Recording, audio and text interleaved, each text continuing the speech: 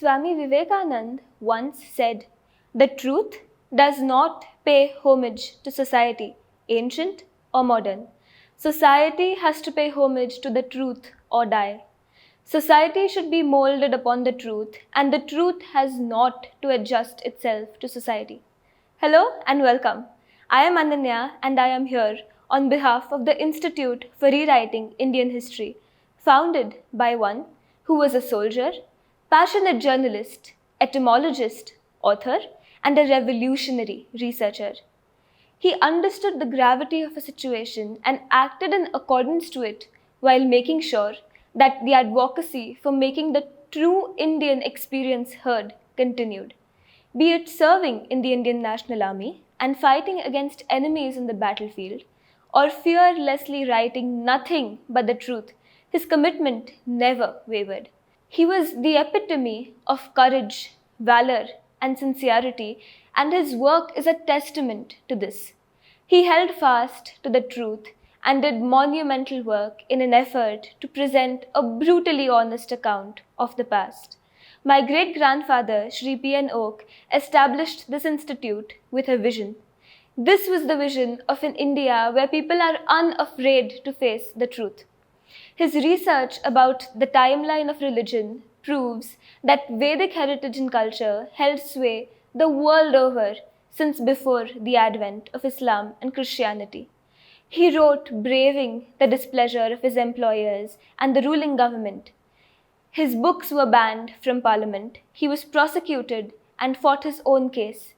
The court of law pronounced him not guilty, owing to the fact that his research was backed by authentic and primary historical evidences. The manifesto of his institute clearly reflects the dire need to extricate history from falsified reconstruction.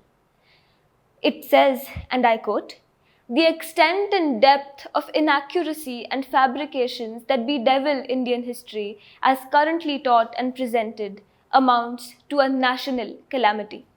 With a view to put the record of Indian history straight and to present a factually and chronologically accurate account from time immemorial to our own, has the Institute for Rewriting Indian History been founded and registered with the Government of India.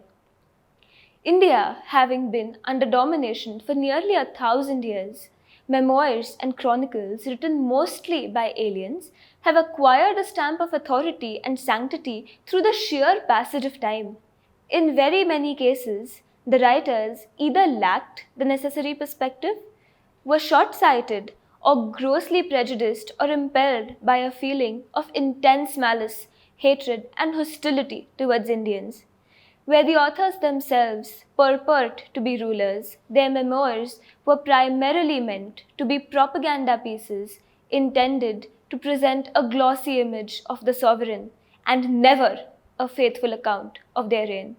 It would be a mistake to think that this appeal is addressed only to historians. Whether we are strictly students of history in the narrow sense is immaterial.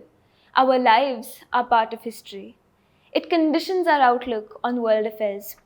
The Institute, therefore, invites assistance and the association of every individual in a spirit of proud dedication and dutifulness to the task of rewriting Indian history on the foundations of the truth.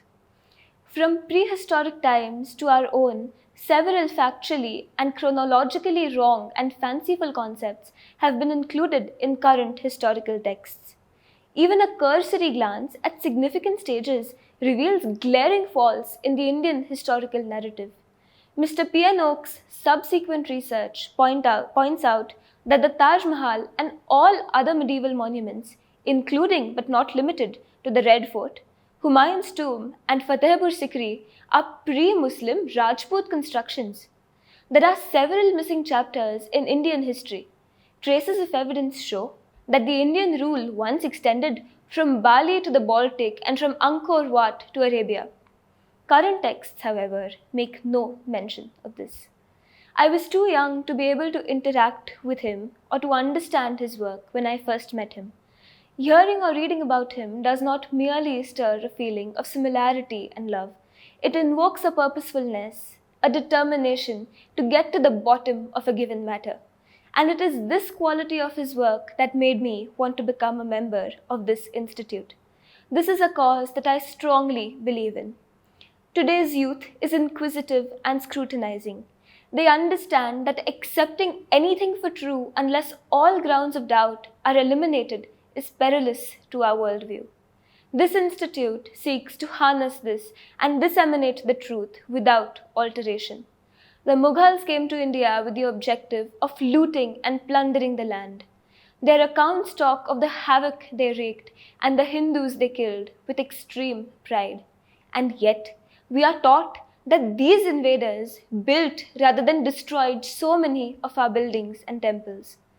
The British in the later years made us believe that our culture was insignificant and our experience inconsequential. The Indians fell prey to severe cultural bereavement all while living in their own country. British writings on British India shaped an entire generation of Britain's opinion. Christian mercenaries' accounts on British India have been responsible for shaping an entire generation of Britain's opinion about our country. This is a glaring example of how historical bias alters society for the worse. History is an ailing patient and historians her prudent surgeons. They must operate on her with utmost care, or else her wisdom will forever be lost on our world. How can history become a source of knowledge and learning if it is tampered with? That humanity learns from its mistakes requires there to be an untainted account of the past. If not, the lessons that we derive from it will be useless. They will not enable us to better navigate the challenges of today, but instead leave us perplexed and unprepared to cater to the needs of the contemporary world and its people. Such discrepancies and anomalies have made a mockery of the Indian historical narrative. We owe it to posterity and to ourselves to write a truthful account and a fuller version of Indian history, clearing it of distortions, perversions, and other faults resulting from public apathy to monitor the assertions of historians. It is the duty of the public to put a halt to the bedlam of the current historical narrative and assert its right to examine the farce served by historians. Our founder president made an effort to reinstate history as it is. This is the first step in a journey of historical renaissance. Will it be daunting to bring the truth to the forefront? Yes, most certainly, but we must. For the sake of our children and for the sake of history herself, society must see itself for what it is. The mirage of illusion must come to an end. To tell the truth in a time of deceit is a revolutionary act. Are you ready?